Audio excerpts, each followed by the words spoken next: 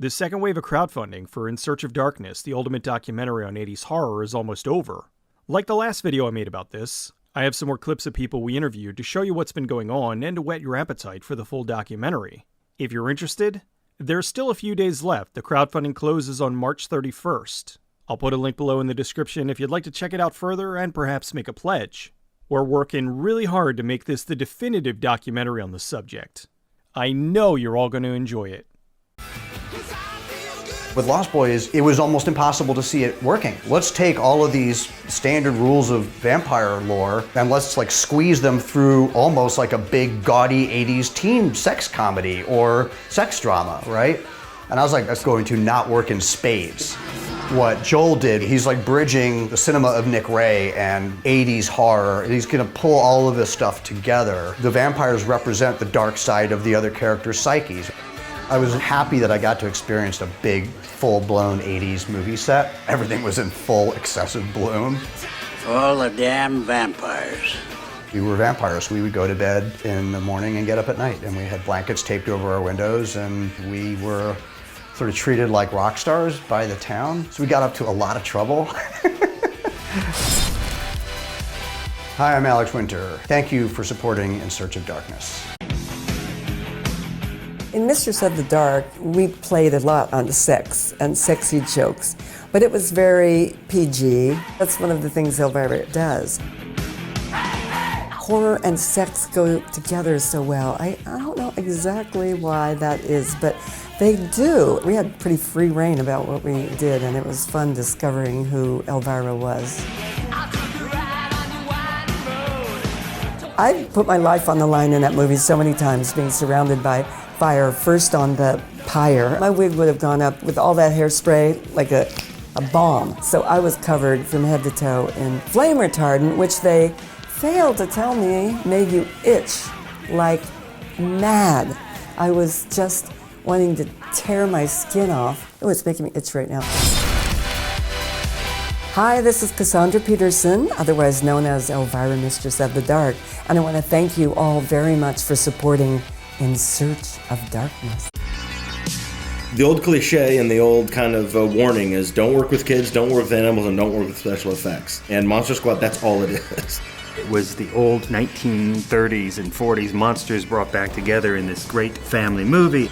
Tom Woodruff Jr. was working with Stan Winston's shop at the time, and he actually designed the Frankenstein applications redesign.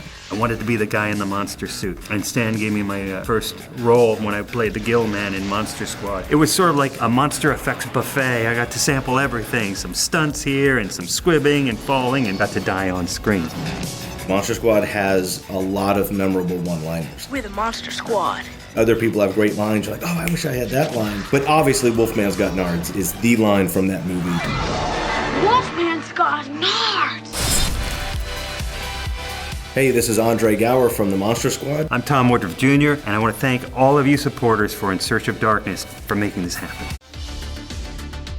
Pet Sematary is one of those interesting projects. It touches on a lot of different fears. You have Mary Lambert going into the fear of death and the fear of what happens next. A great, and rare woman horror director.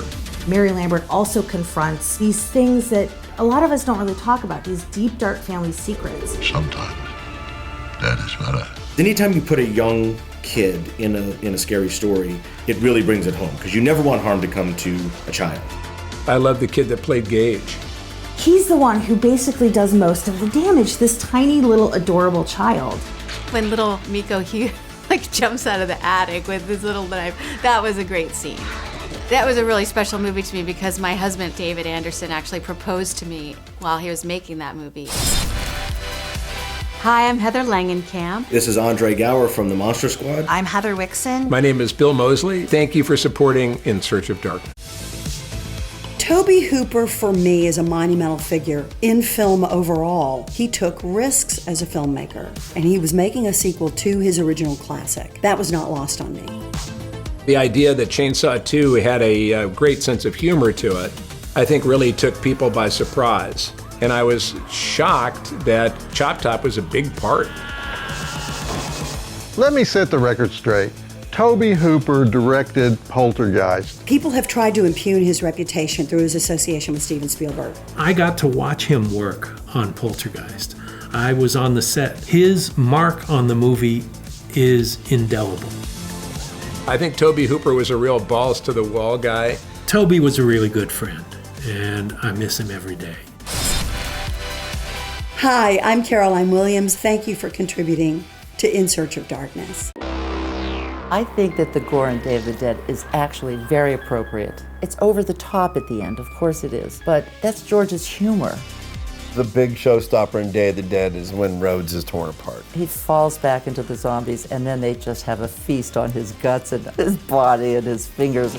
When we shot that scene, we used rancid, rotted intestines. And I remember a couple of the zombies actually took earplugs and stuffed them up their noses because the smell was so bad. We didn't know any better to just go out and buy new guts. We didn't want to spend the $80, I guess, I don't know. He died well. It was long and prolonged and funny and tragic, and he got it. He got it. My name is Greg Nicotero. My name is Lori Cardell. Thank you for supporting In Search of Darkness.